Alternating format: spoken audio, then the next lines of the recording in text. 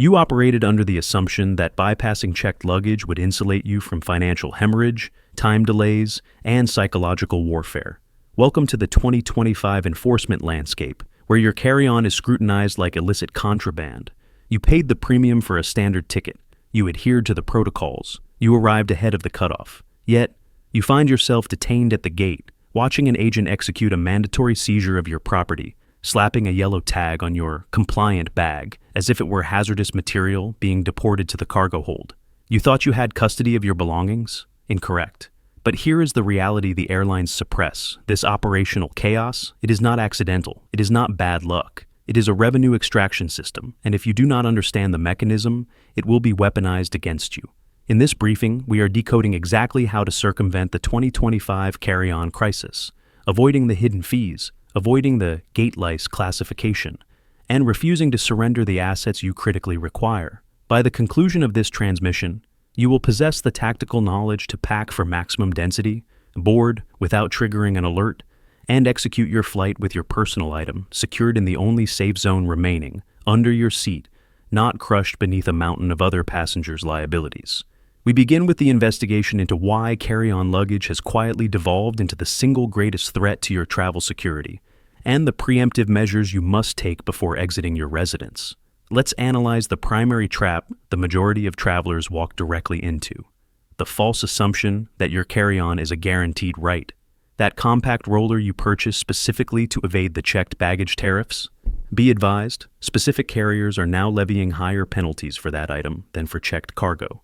Even more deceptive, they obscure this data during the booking phase. You purchase what appears to be an economical fare, only to be ambushed by a $65 carry-on compliance fee at the check-in kiosk. Suddenly, your budget strategy is exposed as a financial nightmare, and you haven't even cleared the TSA checkpoint. Now, hypothesize that you pay the extortion fee. You board with your carry-on, believing you have secured your assets, until the gate agent surveys the cabin, signals a capacity breach, and declares, "Overhead bins are at critical mass. Mandatory gate check is in effect." Translation: you paid for the privilege of custody, and now your property is being relegated to the unpressurized belly of the aircraft regardless. Let us be explicitly clear. This is not merely an inconvenience. When you are coerced into gate checking your bag, you are surrendering the chain of custody. Your medication, your proprietary electronics, your sensitive documents, they should never leave your immediate control, yet they are now disappearing down a conveyor belt with zero liability documentation. So, how does the public react? They attempt to game a rigged system, they queue prematurely, they loiter in the sterile area, they degrade into what flight crews refer to as gate lice, the swarm of panicked passengers breaching the boarding zone before their designated group is active, purely to combat others for overhead territory. It creates a hostile environment. It is undignified, and it renders the boarding procedure a chaotic security risk. But what if you eliminated the dependency on bin space entirely? That is where the tactical shift begins, and that is our next objective. Here is the maneuver that veteran operatives are quietly executing. Abort the carry-on entirely and deploy only a personal item. This sounds like a logistical impossibility, correct? How does one consolidate mission-critical gear into a single vessel that resides beneath the seat? But that singular strategic decision neutralizes the threat. First, you eliminate the surprise tariffs. The majority of carriers, even the most predatory budget lines, are legally bound to permit one personal item without charge. As long as it complies with the under-seat dimensions, they cannot extract additional funds, nor can they confiscate it at the gate. Second, you maintain absolute custody. A personal item never leaves your visual range. No conveyor belts, no damage claims, no mandatory tagging and separation. Your essentials, medical supplies, tech, passport, rations, remain exactly where you secured them. Third, and this is critical, you board with dignity. No requirement to sprint when Group 4 is summoned. No lurking in the boarding zone behaving like a security threat. You can infiltrate the cabin last if you choose, locate your seat, secure your payload, and terminate the engagement. It is not merely about packing light. It is about flying with immunity. Naturally, the critical logistical question is, how do you physically compress the necessary loadout into one restricted vessel? That is the operation we are dissecting next. Because with the correct packing protocol, a personal item can sustain a surprisingly high volume. I used to subscribe to the compress and pray methodology. Fold, jam, apply body weight. and hope the zippers didn't suffer a catastrophic failure. Then I unlocked the military rolling protocol. And I am telling you, this single technique reclaimed 50% of my cargo capacity. It is identified as the Ranger roll, and it is how military units pack for volume minimization, rapid deployment, and survival. It turns out it is the superior strategy for civilian travel. Here is the execution. You invert a small hem of the fabric to create a containment pocket. Lay the garment flat, smooth out the air pockets, and roll it under extreme tension, like a high-density cylinder. Then you engage that inverted pocket over the roll, locking it into a self-contained unit. The result? A compact, wrinkle-resistant munition of clothing that will not unravel, does not expand, and inserts seamlessly into the voids of your pack. I deployed this on a 5-day operation to New York last month. Variable climate, required layering, and successfully consolidated everything into one personal item. No checked assets, no carry-on liability. Just that singular backpack and the Ranger roll technique functioning at maximum efficiency. The operational benefit? It actually renders the packing process systematic, like logistical Tetris, but with textiles.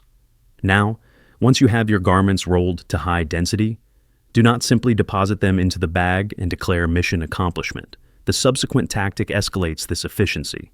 So now you possess a disciplined formation of rolled garments. Do not cease there. This is where the compression occurs.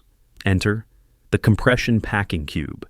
It resembles a standard travel container until you engage the seal and realize it is essentially a vacuum chamber without the external pump. You deposit your Ranger rolls inside, secure the primary zipper, then engage the secondary compression zipper to purge all interstitial air. Instantaneously, your bulky stack of textiles transforms into a rigid, dense brick of efficiency. This device salvaged a winter deployment to Chicago. I was packing fleece, denim, thermal base layers, high-volume assets, and somehow maintained compliance with the under-seat dimensions. Without the compression cube, the mission would have failed. It is exceptionally effective for heavy textiles, sweatshirts, knitwear, anything that typically occupies volume like a hostile tenant. And when you integrate it with the Ranger roll, total domination. You are now transporting a payload far exceeding what is visibly perceived as a personal item. However, there is one final component to this schematic, and it is the variable most travelers overlook. Here is where the majority suffer a critical failure. They execute the packing correctly, roll, compress, categorize, then dump the payload into an aesthetically pleasing crossbody or a miniature tote that barely accommodates a laptop. And just like that, they have squandered the one asset that matters. Understand this. Personal item sounds diminutive, but it is not defined by small. It is defined by any vessel that fits beneath the seat in front of you. This implies you can scale up significantly, provided you remain within the carrier's published dimensional limits. So before your next extraction, audit those size restrictions. They are typically buried on the airline's digital domain, obscured in the baggage policy section. Once you identify the maximum permissible volume, acquire a bag that pushes that limit to the absolute edge, not over, not under. Exact compliance. My preferred hardware? A full-capacity backpack or a structured vessel like the Nomad Lane Bento. It deploys like a suitcase, contains dedicated sectors for tech, power supply, even footwear, and still integrates perfectly beneath the seat. When you pair the correct hardware with compression cubes and high-tension rolls, you will be stunned by the volume you can transport without ever interacting with the overhead bin. And you will bypass the gate lice with a confident demeanor, knowing your asset has a guaranteed secure location directly at your feet. Once you have executed this configuration, tight rolls, compression cubes, and a maximized personal item, reverting to the old method is impossible. You navigate the terminal with zero drag, nothing obstructing your movement, nothing vulnerable to a mandatory gate check or being mishandled like standard cargo. You are not battling for bin territory. You are not the cause of the boarding delay. And you are not gambling that your bag survives a surprise transfer to the cargo hold. Instead, your critical assets are secured in your immediate vicinity, within reach and under your command. And here is the psychological aspect no one discusses. There is a profound liberation in traveling with this level of agility. You cease worrying about forgotten items. You cease hauling redundant gear. You begin to actually process the objective of the trip because you packed with intelligence, not excess mass. Now, if you intend to elevate this strategy to an advanced tier, I have one final tactical adjustment. It is subtle, highly effective, and drastically improves endurance on long-haul sectors. You are aware your personal item must reside under the seat during takeoff and landing maneuvers. That is federal regulation, safety protocol, non-negotiable. But once you are airborne and the seatbelt indicator is deactivated, you have operational discretion. Here is the frequent flyer maneuver. Retract your bag, just a few inches, from under the seat to the space directly behind your calves. It does not obstruct the aisle, it does not impede evacuation routes, and suddenly, your lower extremities have range of motion. It is a minor adjustment, but on a 3-hour sector, or worse, a nocturnal flight, it is a game changer. No more knees impacted against the tray table mechanism. No more sensation that your femurs are fused together by the conclusion of the in-flight entertainment. Just a margin of space, a degree of extension, and a significantly higher probability you will deplane without your legs feeling petrified. It is not sophisticated. It is not glamorous. But when you integrate this with the optimized packing loadout, you begin to feel you have successfully exploited the system's design. Because you have. Next, let us assume you have packed with precision. Your bag complies with the underseat dimensions. Your rations are prepped, your audio files are queued, and you have retrieved your laptop to address work correspondence or perhaps review The Office for the 100th iteration. But mid-flight, you require a pause. Perhaps to sleep. Perhaps to consume nutrients. So you execute the instinctive move. Insert your laptop into the seat pocket directly in front of you. Catastrophic error. That pocket? It was not engineered for your MacBook. It is barely engineered to contain the safety laminate. And what a vast number of travelers fail to anticipate is that the nanosecond the passenger in front of you reclines their seat, that fragile laptop screen you value will be subjected to crushing force. Literally. One traveler documented the aftermath on TikTok following a brief nap. Shattered display, destroyed hinge mechanism, total loss despite a hard shell case. It turns out, those seatback pockets offer zero structural protection, and the hydraulic pressure from a reclining seat is sufficient to destroy your hardware and your itinerary. And even if your laptop survives the compression, there is the biohazard factor. Those seatback pockets are the sanitary equivalent of a hazardous waste bin. Use tissues, food debris, unidentified viscous substances, and estimate the frequency of their sterilization. Correct, insufficient. So, what is the tactical countermove? If the laptop is not in active use, secure it back inside your underseat bag, ideally within a padded sleeve or a backpack featuring a dedicated tech compartment. It requires 5 additional seconds, but it prevents hundreds in repair costs and significant psychological distress. Your tech is critical infrastructure. Do not allow a seat pocket to neutralize it. There is a reason TSA checkpoints stagnate when flow should be continuous. And no, it is not solely because a civilian neglected to remove their belt. Frequently, it is the payload people attempt to smuggle. Or, more accurately, the items they were unaware were restricted. Every day, travelers are detained for transporting items they did not realize constituted a breach. Oversized liquid containers, miniature bladed tools, lithium power banks in the wrong configuration. And the result? Processing delays, confusion, and a litany of, I was unaware. Let us dissect the violations that generate the most chaos. Liquids and gels, still a controlled substance in 2025. Affirmative, TSA strictly enforces the 311 protocol. 1 quart-sized transparent bag, containers not exceeding 3.4 ounces individually.